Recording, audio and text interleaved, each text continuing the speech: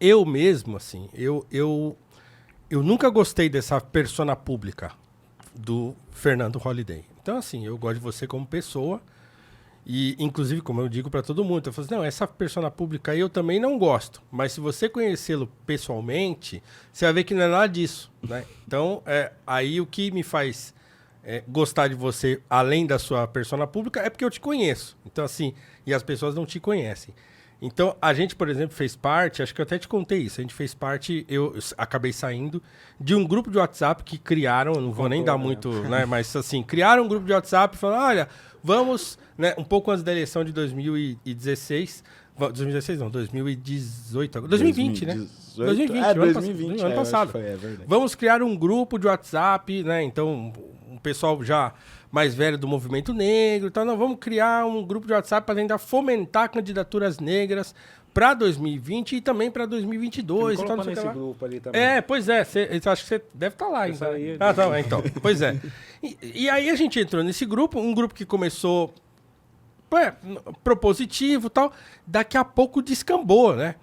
Mas descambou para um negócio, porque aí os caras ficavam assim, o pessoal de esquerda dominou o grupo e, cara, os caras xingavam o Fernando dentro do grupo que ele tava. Pô, não pode um negócio desse, pô, porque a ideia do grupo não era essa, era a gente trabalhar junto para construir candidaturas negras para as próximas eleições. Se os caras querem, né, você acha importante preencher espaço e tal, representatividade, beleza, então vamos construir isso junto, ainda que a gente discorde. Cara, não deu. Eu saí fora do grupo. Sim. Porque no dia que teve a eleição, foi o dia que eu saí, no dia da eleição de 2020, que o Fernando foi eleito de novo, né? E com mais votos do que ele tinha sido eleito da primeira vez. Ah, eu lembro desse cara, dia. Os caras arrancaram a cueca pela cabeça, assim. Não, porque tal. Os caras falando, precisamos entender o que tá acontecendo. Eu falei, mas como é que vocês não estão entendendo o que tá acontecendo? Isso que é a foto, assim. Eu acho que assim, a forma que a direita entra nesse debate deixa uma parcela da população preta desassistida. Porque a gente tem uma parcela da população negra que é empreendedora. Eu sei que é muito uma pauta que você defende, liberalismo, empreendedorismo. E eu, por exemplo, em 2010, estava lá num grupo chamado BlackRock Startups. Um grupo de pessoas negras que treinam startups de outras pessoas negras. Eu sei que tem inúmeros movimentos que às vezes não estão nesse debate político, não estão tipo na esquerda organizada, não são PT nem nada, mas estão nessas empresas, sabe, só tentando fazer. E aí, tipo, eu não vejo a direita propor isso. Eu vejo ela tentar desarticular, ao invés de falar assim, pô, beleza, eu acho que empreendedorismo é bom para as pessoas negras, vamos fazer aqui. O Sebrae tem um estudo que a maior parte das pessoas que empreendem no Brasil são negras. E aí, ao invés de você ver alguém falar o que eu posso ajudar economicamente a população negra, você vê alguém falar, ninguém é negro, vamos tentar tipo, desarticular. Os caras não entendem. Os caras nos Estados Unidos não rola. Tem uma parte conservadora, liberal dos Estados Unidos, a bancada negra americana, que propõe coisas para a parcela. Mas a gente vê no Brasil uma direita ainda de 1930, do Gilberto Freire, falando que está todo mundo tão miscigenado que ninguém é negro. E essa população fica desassistida. E como que a gente se encaixa nesse debate, cara? Eu acho que, na verdade, a direita, ela mais do que... Eu não diria que desarticula, eu diria que ela ignora completamente esse debate. Né? É uma coisa, tipo, não quero ver. Em 2019, eu fui para os Estados Unidos, a convite do Departamento de Estado dos próprios Estados Unidos. Eles têm lá um programa de convidar lideranças para conhecer o país e estudar alguns aspectos da cultura norte-americana. E aí eu fui convidado, junto com outro grupo de brasileiros, para conhecer ali as políticas voltadas para as minorias, especialmente população LGBT e população negra. E aí, numa das viagens, né, a gente rodou o país inteiro, foi de leste a oeste, em várias cidades. E em uma dessas viagens eu fui na sede do Partido Republicano em Cleveland. E lá eu conheci as pessoas que dentro do Partido Republicano, portanto a direita norte-americana, tratavam das políticas voltadas à população negra. E também à população LGBT. E aí eu percebi que a direita de lá, claro, com exceção dos trumpistas e tudo mais, ela tem uma preocupação de ter um discurso voltado para essas comunidades, né? E para a comunidade negra, a grande preocupação do Partido Republicano, ali mais especialmente em Cleveland, era quanto à fragilidade da estrutura familiar nas comunidades negras.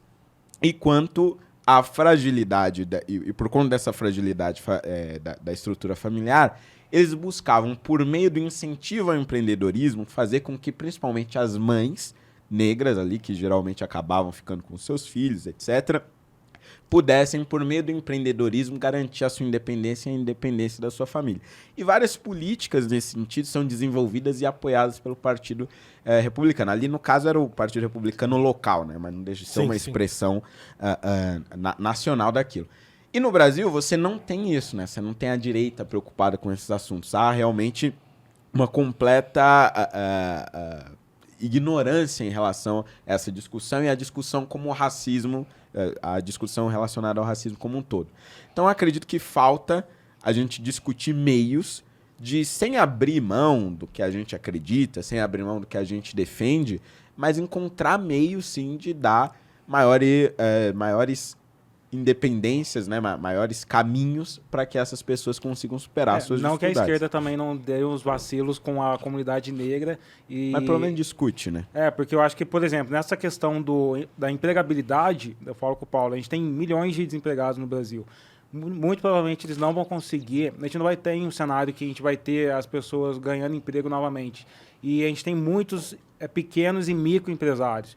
E a esquerda vai lá e acha que um CNPJ, uma MEI, transforma você num empresário, sem te dar uma estrutura econômica, sem te dar o acesso ao crédito para que você possa prosperar como pequeno empresário aqui nesse país. E aí você tem a direita não querendo olhar para essas pessoas como negras e tentando desenvolver coisas como black money também. Então, ou seja, a gente fica dos dois lados, sem uma comunidade, sem uma política negra efetiva economicamente da esquerda e uma direita que ignora também essa questão, cara. Não, acho que também tem um detalhe importante, porque assim, primeiro, nós não temos no Brasil uma direita articulada.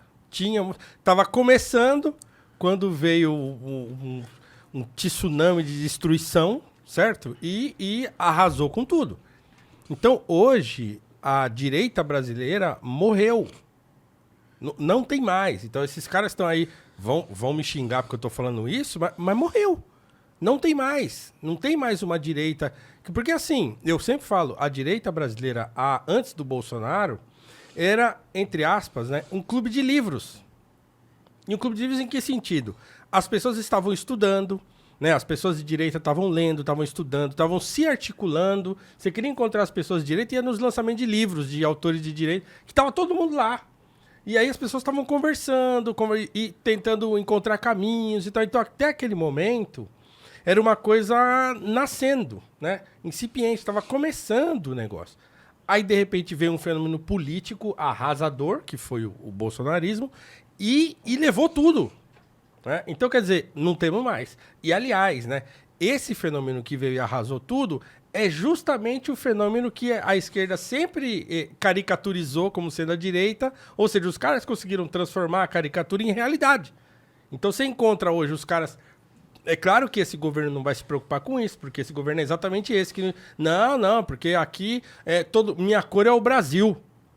Não é minha cor é o Brasil, eu sou preto, velho. No Morning Show, mas esse lance da minha cor é o Brasil é o mesmo slogan que foi utilizado pela Revolução Cubana também, porque ela tinha a minha cor era Cuba também. Entendeu? Então, não, minha cor não é o Brasil, eu sou negro. E assim, eu sempre digo, e vocês vão concordar comigo, ser negro no Brasil é diferente de não ser negro no Brasil. E a gente não pode esquecer isso, cara. A direita não pode esquecer isso, a esquerda, ninguém pode esquecer isso.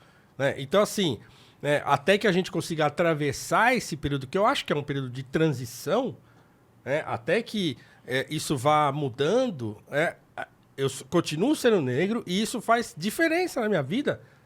E faz diferença na vida de vocês. Então, quer dizer, a gente perdeu o bonde de tentar articular alguma coisa de direita para prestar atenção nisso.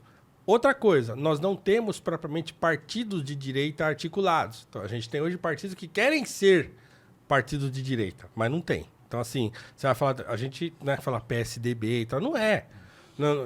Vai comparar o que é o PSDB e o que é o Partido Republicano Americano, por exemplo. A gente tem, na verdade, alguns partidos que sobreviveram do eleitorado de direita, ou que, né, se assemelhasse ali, que é o caso do PSDB, o DEM, por exemplo. Republicanos, por exemplo. Então, quer dizer, exatamente. só que assim, não é, né? Não são partidos que têm uma articulação, né, que talvez não sejam capazes e não tenham ainda uma articulação dentro, né, de um movimento negro dentro do partido para articular e para criar. Por exemplo, quando tinha lá o Tucanafro, né? Não sei nem há quantos anos. Ainda tem? Então, eu não sei o que eles fazem, então, enfim, mas não tem nada muito articulado nesse sentido, né? Então, é uma realidade. Então, assim, quando eu me vi, por exemplo, falando sobre esse assunto, e eu me vi falando sobre esse assunto porque não tinha ninguém falando, né? Então, quer dizer, pô, não tem ninguém falando sobre isso, né? E da perspectiva... E não é que eu transformei a minha maneira de ver. Eu já vi as coisas assim. Sabe? Já que não tem ninguém falando sobre isso, falarei eu, né? Então eu comecei a falar. E aí você encontra um ou outro que, pô, entendi. Agora a gente tem que escapar de uma outra armadilha, né?